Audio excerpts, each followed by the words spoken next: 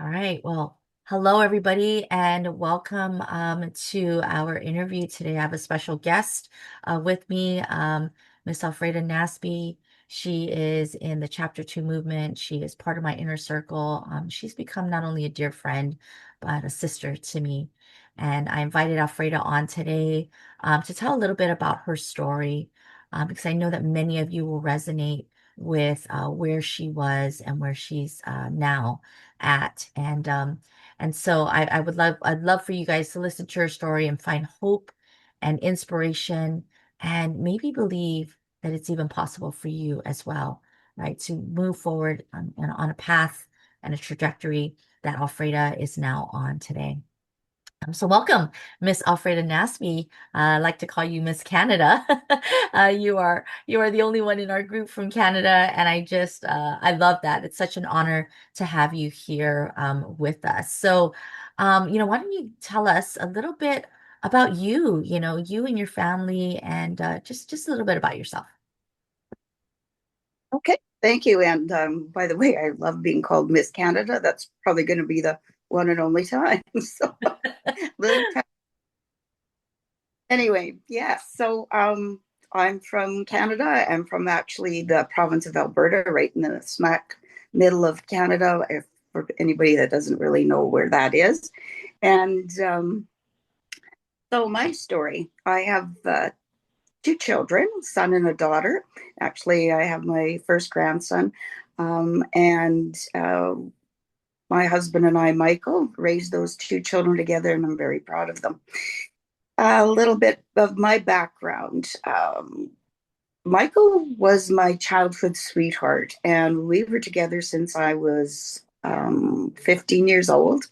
And believe it or not, he actually even taught me how to drive to get my driver's license. That's how young we were. So, anyway, we were together for a long time. We were in the era where living together was quite a sin. And so when I graduated when I was 18, I moved in with him. We both got married when we were 22, raised our family. We worked a business together for 30 years. And 5 years ago, specifically April 7th, 2020, my husband passed away unexpectedly. He was actually he wasn't well, but because of COVID, and I like to insert this always, I say to people, he didn't die of COVID, he died because of COVID. And what that means is that he had a lot of things going on, a lot of things got delayed. And as everybody knows, with COVID, during those times, getting to the hospital, doctor's appointments, so on and so forth, were difficult. So by the time they actually diagnosed what was really going on, it had really blown up to the point where it could have maybe been something done about it, but they it actually ended up being a parasite that attacked his. He had a leaky valve, heart valve. It attacked that, and they thought it was cancer, and ended up being that he. By the time they did figure it out, it was all. It had really gone through his body. So anyway, he was in the hospital for 4 months because he had to be on an antibiotic that he had to have every 4 hours, I think. And because we're from a little area, he couldn't go home. So I practically lived with him in the hospital. Fast forward, I talked to him one morning and said he wasn't feeling very well. Half hour later, the hospital phoned and said that he'd had a massive brain bleed. We rushed to the hospital. He was in there for 6 days before they, and I wasn't allowed to go there and see him. Um, Only on the phone we got to talk, and they convinced me that life would not be the same for him. At best, he'd be in an old folks' home, and he still need other things to happen. So we ended up having to take him off of life support. With only one of my kids were able to come in with me. So that was pretty tough stuff. So 5 years later, we'll fast forward, and that's basically what's happened in my family at this point. Wow, thank you. Thank you so much for sharing that. I mean, I know your story, but every time I hear it, I hear a little more. into the story, right? And just I know that there are going to be many people that could be watching this that maybe their loved one also either got really sick or died during that COVID era, right? Alfreda, like, can you talk a little bit about the feelings that you had, like not being able to go to the hospital and be with him, but only talk to him over the phone? Like, how did that make you feel? And I know we don't know exactly how Mike felt, but if you could imagine that, or if he did tell you like what he felt like you guys not being there, like if you could share a little bit of that with us, if that's okay, if we can go down that road. Well, we really always were very positive people. And in actuality, the day of that phone call, which is, I don't know, it's just like I don't know, it's just like intuition. I don't know, something, but I think, when we talked that morning, um, we were okay with the fact that we couldn't see each other because we actually thought he was coming home, and we were actually preparing for him to come home. So this brain bleed was very unexpected, and how he felt, he had hope that morning. I says, I can't wait for you to be home. This was on the last time I talked to him was April 2nd. He was supposed to come home on the 15th. He was supposed to be released by then. So I think at that time he felt like he was been in hospital forever, really suffered and had a lot of things going on. I know that he didn't always share everything because he wanted me to. I'll never forget this. This was going to bring me a little teary. He said, you can be sad, but you can't be sad for long. And I carry that with me now because you got things you got to do. Meaning, we had a business and running and all those things. So I still carry that with me now to say, you know what, I can be sad, but I have to carry things forward. So a good advice that he gave me without even knowing what was ahead of us. So how he felt and how I felt, it's undescribable actually. Uh, like again, I said, we're very positive people. So I just kept myself busy preparing. And, but when it came down to when the hospital called and said that he had had this, well, they said it was like a stroke, right? And when that happened, and we rushed to the city. It's about 3 hours away from where I was living, and we rushed there, followed him in ambulance. We were told we couldn't go into the. We stood in the lobby. There was my son and my daughter and my now daughter-in-law, and because of COVID, they didn't even offer us a chair. We stood there waiting, and they says, "Well, we don't know where your husband is." I went to, when I said, "Well, he was rushed in. He's going through surgery right now. You know, can we sit down?" They said, "No, you have to leave the hospital." And they made us go sit out in the parking lot. The three of us sat in the park, or four of us sat in the parking lot, and we waited for the phone call to find out whether he even made it through surgery. So finally, the doctor phones us, and you can't imagine us sitting there. Little crazy things like my son had to go to the bathroom so bad we couldn't go anywhere, do anything. Um, they call us and say he made it through surgery, and that was it. They said go find a place to stay. And we were rushed there just with the clothes on our back. Luckily, I had some family members that had some kids that were had a place for where they were staying because they were going to university, but they couldn't stay there because of COVID, of course. So anyway, the house was empty, so they offered that to us, and we went there. And during the next 5 days, we sat there and got a report every day from the doctor, saying, this and this, nothing's improved. He hasn't, woke up, blah, blah, blah. Then after that, finally, I had a good talk with the doctor. And when we made the decision to take him off life support, needless to say, it was very devastating.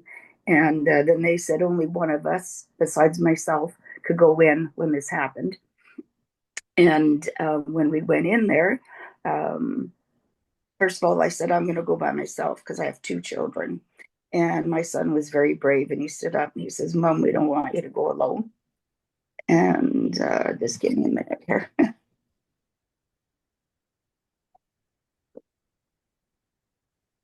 We don't want you to go alone.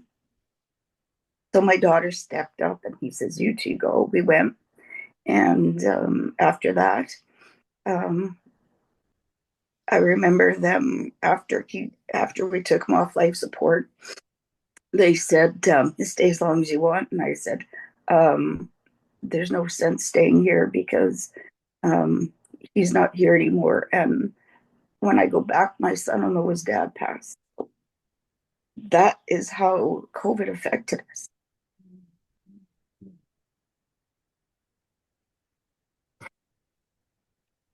Tough, tough. Um, to get through that story is tough.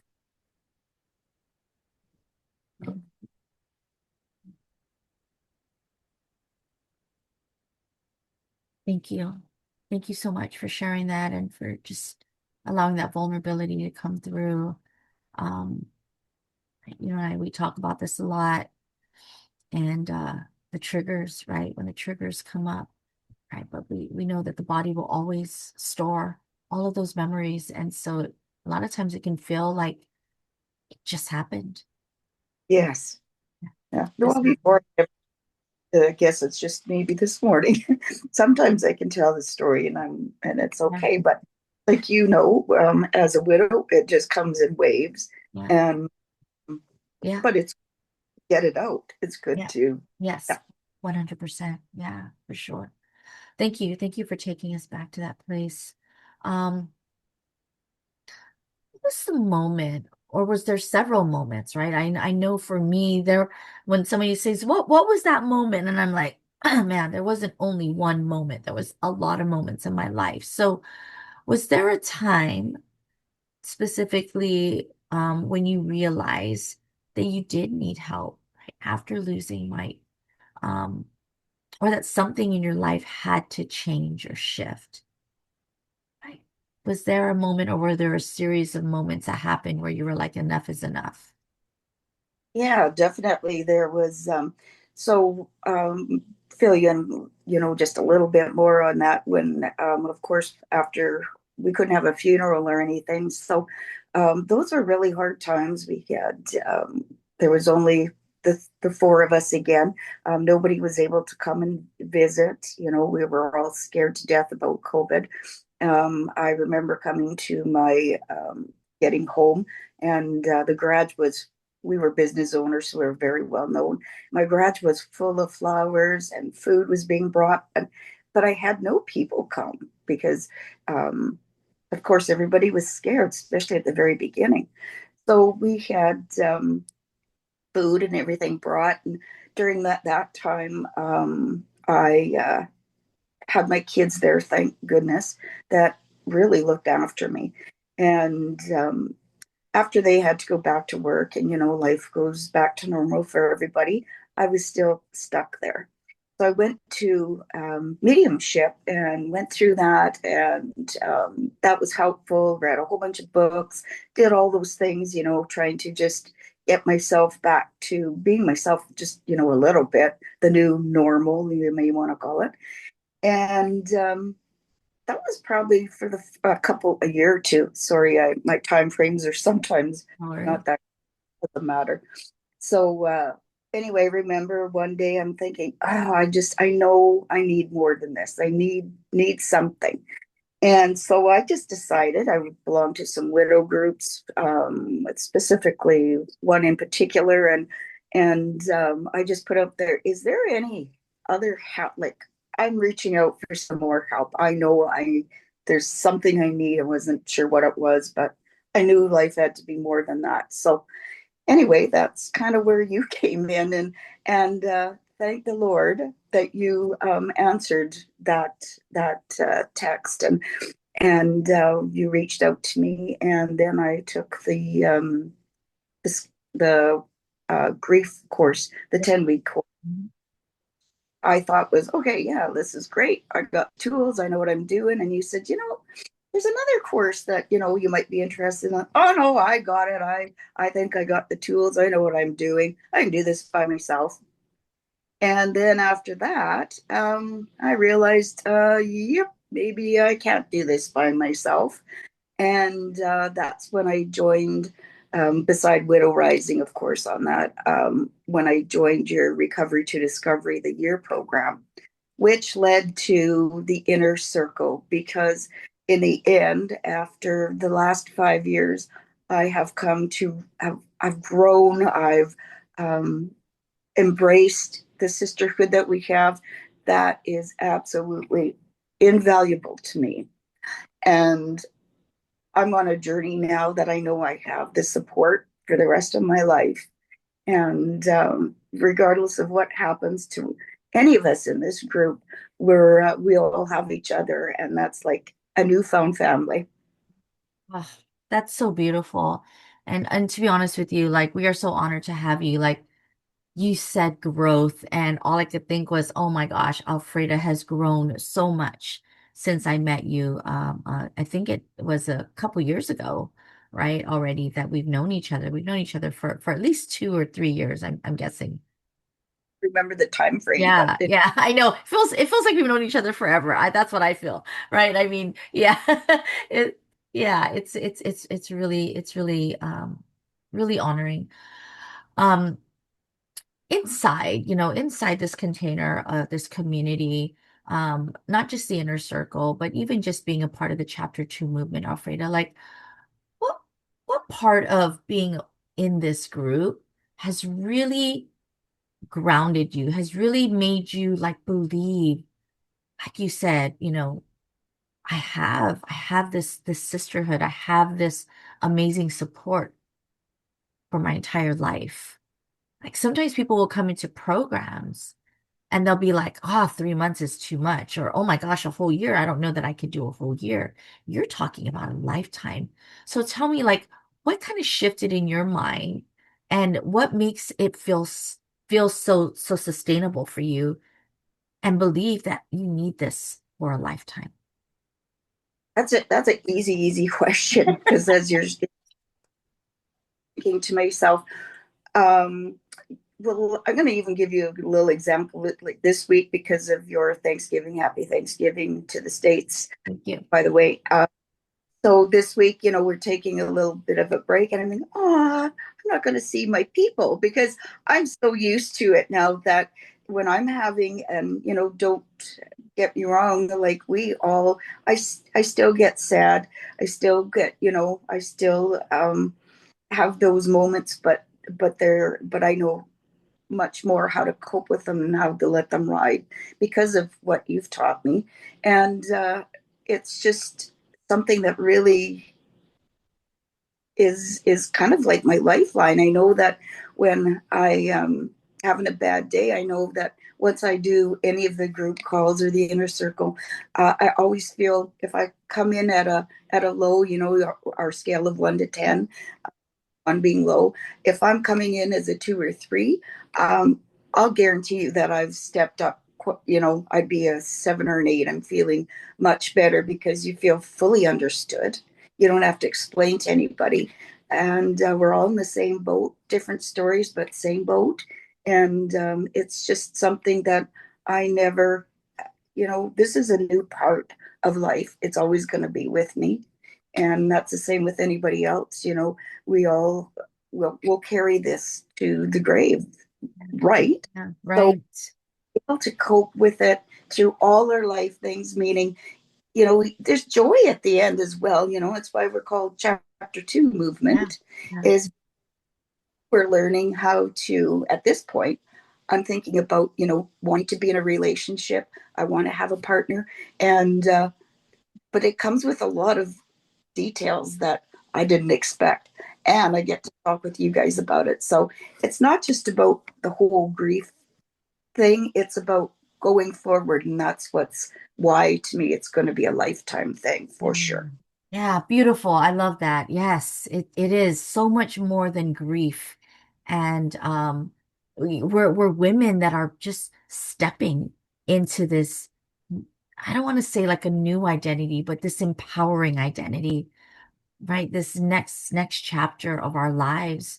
Like I always tell you guys, we're here for a reason. Like we have a purpose in this life now. And to watch you grow the way you have, and there's still so much of the journey ahead, but just to watch you and many of the other ladies grow within our community is such a humbling and honoring experience. Because I get to walk with you guys, get to hear your stories, I get to hold space for you, and to watch you like you're the evidence that it's possible, right? That it's possible. And I love that. So Oh, yeah. If, you know, if there's a message, if there's any message that you would like to give to a widow that is watching this, maybe she's just starting her journey. Maybe she doesn't believe that she could ever be happy again or find love again, or feel that anybody will understand her. What is something that you would like to inspire her with? What is that message that you'd like to give her? It's kind of like a lifeline for her. what I what I'd want to say to them is where, and I learned this the hard way, you guys, consistency and to really invest in yourself. As women, as moms, wives, we all have, it's about everybody else, and we let life happen in our way. But you can't be good for somebody else if you haven't looked after yourself first. And the investment into this is, like I said before, is priceless if you are willing to invest in yourself. And that's what, I feel like that's the number one thing. Look after yourself first, put on the mask first, right? So that you can, the whole airplane thing, put it on first, because otherwise you're not going to survive. So that's my biggest advice is please, you're worth it. And consistency. I was kind of weaving in and out of this program for a while, and once I became very consistent, that's when I really got the true value out of everything. Did I always do the programs right to the end? Always, because that's just kind of the person I am. But trust me, you guys, don't let it go. It's worth what's happening. In the end result is beautiful. Yeah, beautiful. Thank you, Alfreda. Thank you so much. Again, you're just such a light in our community. And I believe that, your story is really going to inspire some hope to so many that'll be watching. So appreciate your time today.